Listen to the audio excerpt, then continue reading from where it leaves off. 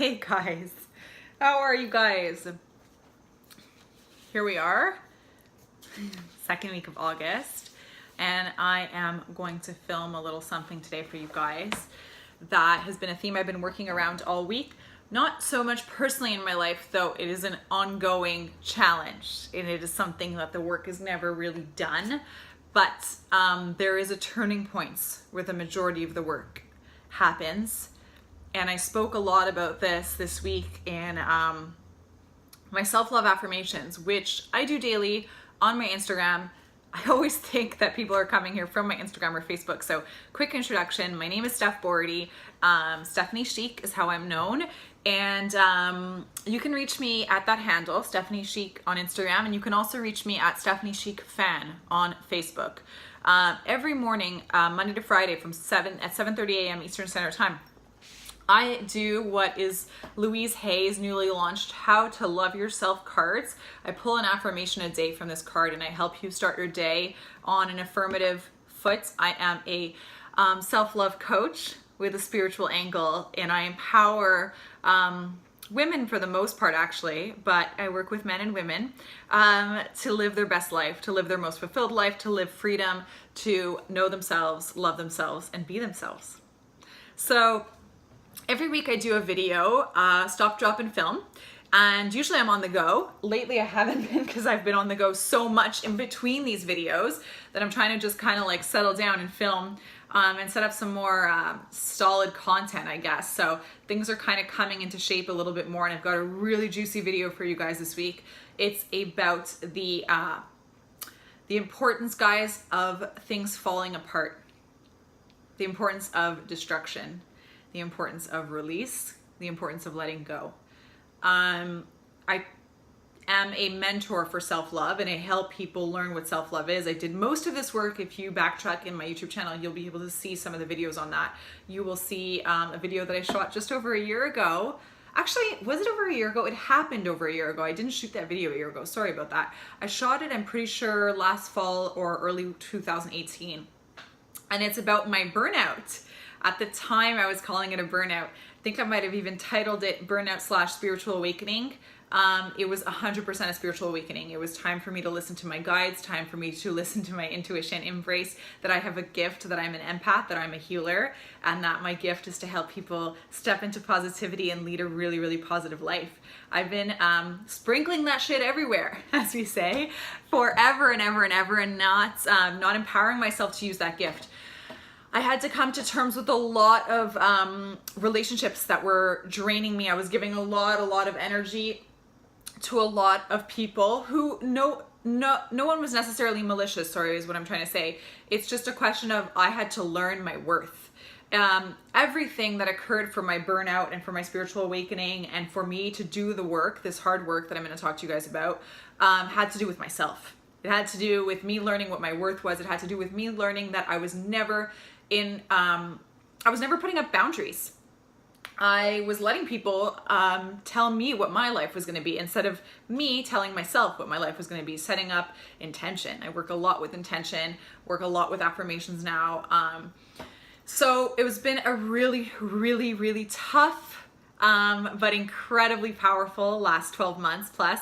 The really interesting thing is the depth of this work, I would say, really took place. Probably like the catalyst was the burnout spiritual awakening, looking at relationships around me. I switched careers the time I was in fashion, and I was exhausted and depleted. If you want to read a bit about that too, it's in my bio over on stephaniechic.com. It's also on my Facebook page. In the About section, I detail a lot of that. And I had to cut the ties and make a switch and stop living my life for everyone else. That's literally what I was doing. There's a video on here as well about the disease to please.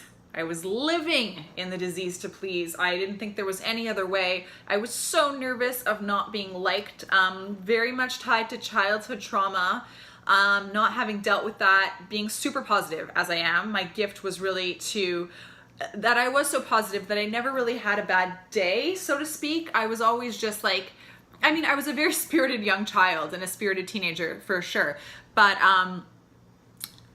wherever I could, I would turn things positively. I would always give it a positive spin, including the fact that I had been hurt by my real father because he left. And that is okay. It happens. You make amends with it. But if you don't, and if you don't pass forgiveness on yourself, on this person who hurt you, you will spend your whole life in anguish.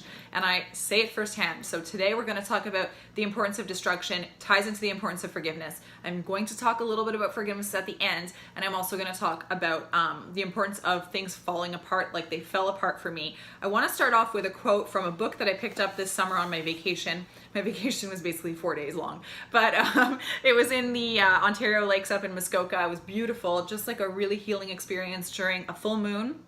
The last full moon, which was in Aquarius, and it was also, guys, during our biggest eclipse of the century. So there was definitely a contract with myself to be a part of nature, the Muskoka Lakes, and the people that I was with during that time. It was really, really powerful and really poignant for me. That was a really interesting time. I had a beautiful time, and I went into this beautiful little store, which if you're ever in the Muskokas, go check it out.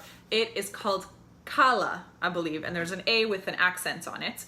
And I was looking around, so many beautiful things. The owner, Claire, collects from her travels, which are mostly, from what I understand, India. It's just like colorful and vibrant, and she has such good energy. I can't say enough good things. It was really no mistake that I ended up in that store. In that store, I found this book, The Sun and Her Flowers by Rupi Kaur. Rupi Kaur. Is that how we say Kaur? Is it Kaur? I'm not sure. I might be mispronouncing that. Anyways, it's a Sikh term actually that I learned today.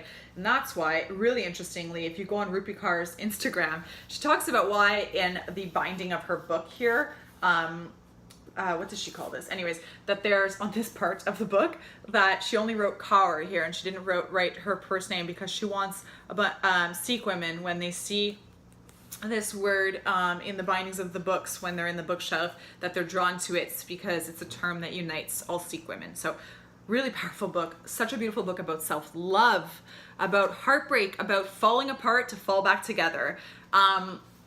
This is actually the passage on page 114, which is at the back of the book as well. And I just want to start things off here. "This is the recipe of life," said my mother, as she held me in her arms as I wept. "Think of those flowers you plant in the garden each year. They will teach you that people too must wilt, fall, root, rise in order to bloom." Such a beautiful passage, the recipe of life, speaks very much to why destruction is so important and why we absolutely have to see it as a guiding contract for accepting what is our reality and where we need to go in life. It is basically a symptom of things falling apart so that they can fall back together exactly as they're supposed to be, guys. This is arguably, and I will argue this, that this is what self-love is all about. For me, it is exactly about falling apart so that things can fall back together. This is not the self-love that people talk about when you're reading in your social media feeds that self-love is so important and self-worth, and you know, and I'm saying that with like a little tinge of resentment, but I don't mean it to be, because there is it is very relevant to celebrate yourself and to celebrate your wins and to have that glass of champagne if that's what you really like is a win for you and really satisfying and brings you joy. It's so important to have that spa day and to take a day off. That is a huge part of living unselfishly for yourself and knowing that it is perfectly fine. But there's a huge part of self-love and self-worth that is messy, that is ugly, that isn't easy, and that involves literally, guys, opening up those wounds, diving in there head first, getting lost, getting messy, getting blood on your hands, and coming out on the other side. That is where the depth of your self-love and self-worth work exists and where it will happen for you the most. This is paramount in order for you to experience the life that you're meant to lead, in order for you to experience a life of purpose, in order for you to live a life of fulfillment, and in order for you to live a life of happiness and freedom, guys. If you're not willing to do the work and that is tied to this like anguish and this falling apart and this accepting that things sometimes hurt and they're ugly and things get messy and relationships are hard and those things fall apart sometimes only to fall back together. If you're not willing to look into how you can support yourself and be a pillar of support through and through, and the one that you turn back to time and again, you will never experience the true rewards of self-love and self-worth. It's I went through, for me, the falling apart part was really tied to the burnout. It was like I couldn't anymore go on, actually. And actually, I remember there was a 2-week period that was really ugly. Probably not uglier than any point I had been through, like teenage years and that kind of thing, for sure. I've been in places that were like dark and I was just kind of like, I'm fed up of life and this is exhausting and why is nothing? When you're like also going through these growing pains and growing spurts too. But in my adult life, I have also had a huge, I hit a wall at 26 with my health. And I remember the time I started going to acupuncture and my acupuncturist told me, you need to make peace with your inner child. And I like loved it. I was like, oh, I'm so open to that. What does that even mean? And then I would start talking to my inner child, but I wasn't really doing the work. And I just went about my way. I was still people pleasing. I was still collecting friends wherever I went. I treated everyone like they were my best friend, and I wasn't a best friend to myself. And ultimately this led to a very interesting demise. I hit a wall. I remember there was like a 2-week period. I was just like in really like a dark, really lonely place. And I was like, I felt so low. And for me, that's like just incredible because I never feel low like that. It's rare that I even have a bad day, to be honest, where I'm not positive and smiling. So I remember thinking, is it ever gonna end? When am I ever gonna feel good again? And it was better than that. It was better than I could imagine because I was just so ready to turn the page on my life. I didn't want to feel exhausted and depleted anymore. I didn't want to like live my life for all of these intolerances, which were really running my life still to that point. There were so many things that I couldn't eat. And now that I've made peace, there's so many things that I have no issues digesting, which has just been incredible because I'm able to digest life now. Because I'm able to stand in my root chakra firmly. I know my root. I know that safety, support, and love exists within me before it exists anywhere else. And this is a really powerful tool that I have empowered, developed, and strengthened for myself going forward. There's no turning back. I have completely turned the page, and I have really come out of my shell into exactly who that person that was always within me, and that was meant to have this rebirth in 2018. So all of this is really to kind of hone in, guys, and emphasize that if you're in a place where you're not willing yet, or that you're kind of tempted and you're starting to think about it and you're feeling irritable and you're scared maybe to face that intuitive voice that's telling you that something's got to give and that something's got to change in your life, and you've got worry about things falling apart and how it could destroy you, there is nothing to be scared of. If you feel a calling towards that, I encourage you to explore it, because life on the other side is just incredibly beautiful, and we need to do that work in order to find ourselves, in order to love ourselves. It's so important. I have just a couple other things going on here in terms of forgiveness. I have this beautiful book here that's The Wisdom of Sundays, Life-Changing Insights from Super Soul Conversations by Oprah Winfrey. I love this book. If you get a chance, pick it up. It's really, really great. Also, her podcast is incredible. This is really just the highlights from that book. And then I also have some passages here that are really interesting. So, coming to the realization that things are wrong in your life because you haven't cared enough or known how gives you something, you haven't known how to give yourself something better that can really do a number on your self-esteem. So if you haven't known how to give yourself empowerment, how to give yourself strength, how to give yourself love, your self-esteem is in a crippled position. That's really what that passage is stating. It's stating the importance of empowering ourselves in order to build our confidence and build our self-esteem. Self-esteem is something that also as women, we are challenged on from an early age. So it's kind of ingrained in us. So there is a lot of work with women as a community. And also that's the beauty in it, is that we're in this together.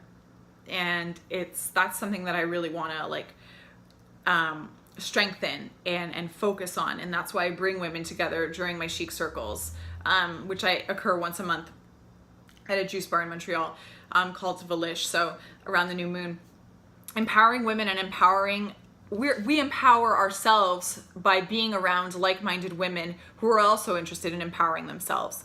And when you're around people with the same intention and the same attention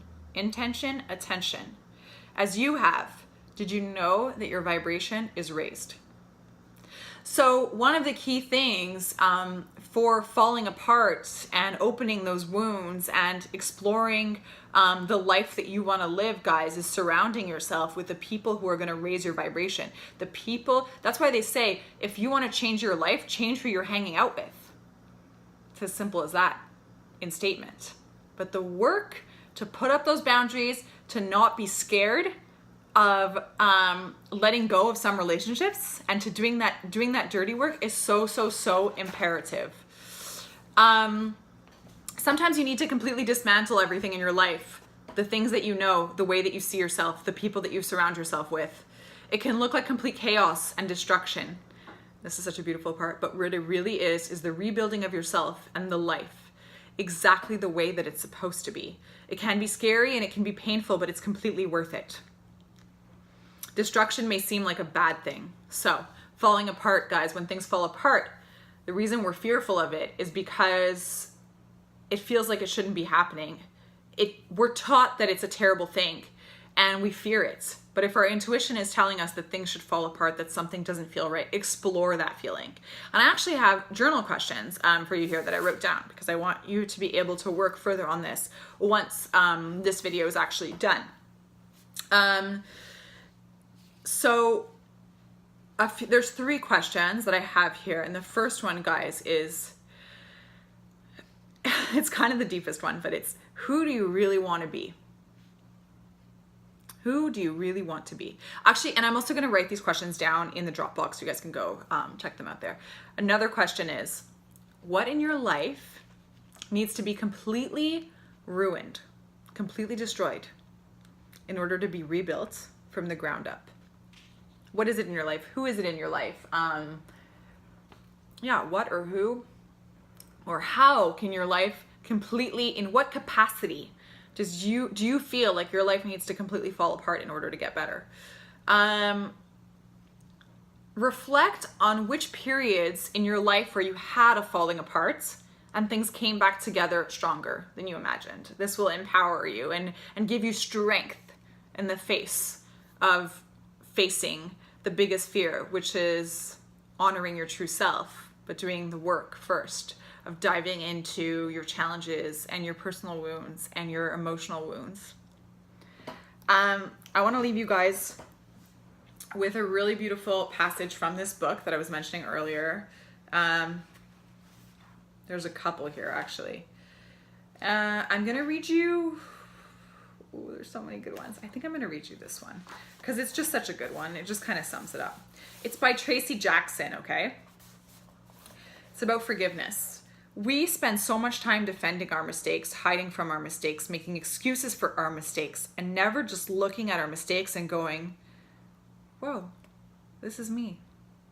This is me. It's my mistake. And I'm going to clean up my side of the street. And we do something that I call the emotional Sherpa. We carry around so much baggage of all the stuff we've done. And we carry it around and it's so heavy. And we unload it onto others, which is completely unfair. A mistake is our best teacher if we would just take it and go, hey, I'm not a bad person. I made a mistake. And I've learned a lesson. And any day you learn a lesson is a great day. Beautiful passage on the wisdom of forgiveness from Tracy Jackson in Oprah's book, The Wisdom of Sundays. I'll link to it below in this in the Dropbox. So wrapping up here, going on 20 minutes, guys, I just want to thank you for tuning in. Let me know how you have succumbed to your life falling apart and how maybe that has opened up some fruits for your life and how that has led you to better places, places that you never imagined, how that has guided you to be more intuitive perhaps and to listen to your heart, how boundaries have served you in life, how you've stopped people pleasing. Also connect with me if you need help and you really, really want to learn how to do some of these self-worth exercises. I also have an option to book a free call with me. You can do that straight from my website and my Instagram and my Facebook page. I will link all of those below as well in the box. So don't worry, I won't leave you hanging. Don't be shy, don't be a stranger. I wish you a super chic day, a super chic weekend. And thank you so much for watching, guys. Go out and do the hard work. Don't fear it. Just own it and succumb to it. And you'll see firsthand how beautiful life can be on the other side. Empower yourselves. Have a good one, guys.